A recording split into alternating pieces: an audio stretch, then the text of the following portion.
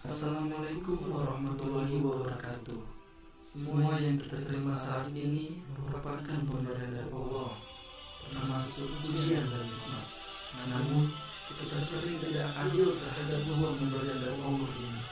Ketika kita diberi ujian, jalan pikiran, lisan, dan hati kita mempertanyakan tentang adil Allah. Berujar bahwasanya Allah tidak mengalami kita. Berucap mengapa kita harus menjadi hamba Allah. Ingat bahwasanya ujian yang diberi Allah adalah tanda Dia menyayangi kita. Allah tidak akan memberikan suatu perkara jika hamba tersebut tidak mampu menyelesaikannya. Namun apa? Kita hanya mengeluh dan meratap. Sungguh Allah tidak menyukai itu. Namun ketika kita mendapat nikmat, seketika kita lupa dan kufur, bertutur bahwasanya ini semua adalah hasil kerja keras kita yang terukur.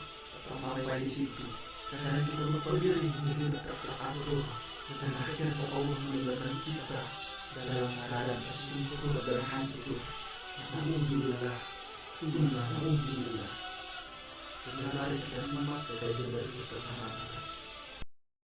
Teman-teman sekalian yang dirahmati Allah SWT, yang semoga selalu dijaga hatinya oleh Allah SWT, agar selalu thiqah billah, agar selalu percaya dan yakin kepada Allah SWT. Karena kelemahan kita itu berawal saat kita mulai meragukan Allah.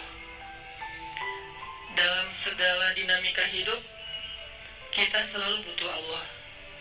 Kita butuh Allah ketika Allah kasih kita ujian. Bahkan tetap kita butuh Allah ketika Allah kasih kita nikmat.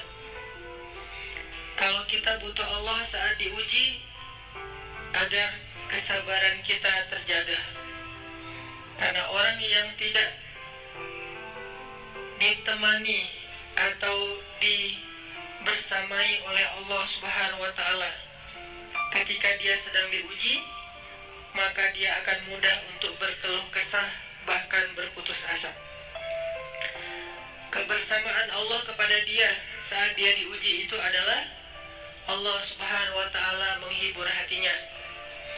Allah Subhanahu wa Ta'ala menenangkan hatinya. Allah Subhanahu wa Ta'ala menghidupkan hatinya dengan nikmat iman. Ala bidzikrillahi tatmainnul qulub. Innamal mu'minun idza dzukirallah wajilat qulubuhum. Bukankah dengan mengingat Allah hati menjadi tenang? Dan orang yang beriman apabila diingatkan dengan nama Allah, disebut nama Allah, maka hatinya akan bergetar. Ini bentuk Allah membersamai hambanya ketika dia dalam keadaan diuji. Allah menghiburnya dengan kalimat, alam yajidka yatiman fa'awa, wa wajadaka dhallan fahada, wa wajadaka ailan fa'aghna. Allah menghiburnya dengan kalimat, inna a'tainakal kautsar. Allah menghiburnya dengan kalimat, kalla saya'lamun, summa kalla saya'lamun. Allah menghiburnya dengan kalimat, la tahzan, innallaha ma'ana. Ini adalah ketika Allah membersamai seorang hamba saat dia dalam keadaan diuji. Allah membersamai hamba juga ketika dia dalam keadaan diberi nikmat. Karena tanpa itu, maka seseorang akan jatuh justru kepada dosa-dosa karena dia mendapatkan banyak kenikmatan hidup. Kalau Allah Subhanahu wa Ta'ala tidak menjaga dia saat dia diberi nikmat, maka nikmat itu justru menjadi jalan bagi dia untuk terjerumus kepada banyak dosa. Justru nikmat itulah yang menjadi penghalang bagi dia untuk mengingat Allah. Karena dia sibuk menikmati hidupnya, akhirnya dia terhalang dari mengingat Allah tepat waktu. Sibuk menikmati hidupnya, terhalang dari Allah untuk bangun tengah malam.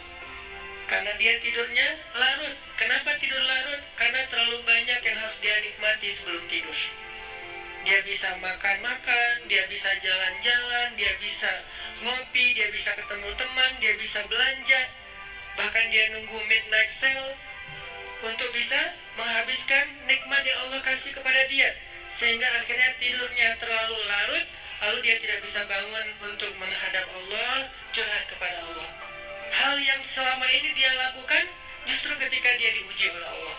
Ketika diuji oleh Allah, mudah bagi dia bangkit tengah malam, curhat, sujud panjang, menangis dalam doa.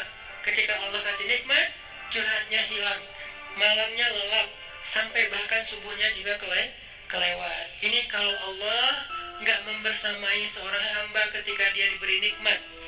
Sehingga orang yang seperti ini, kalau dalam keadaan seperti ini terus-menerus dalam jangka waktu yang lama, nanti dia akan terjebak di dalam istidraj.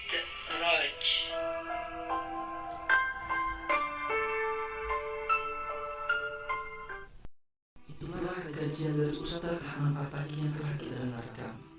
Semoga setelah ini kita mampu bersikap adil terhadap dua beneran Allah ini, ujian dan nikmat. Sekian dari saya. Terima kasih. Assalamualaikum.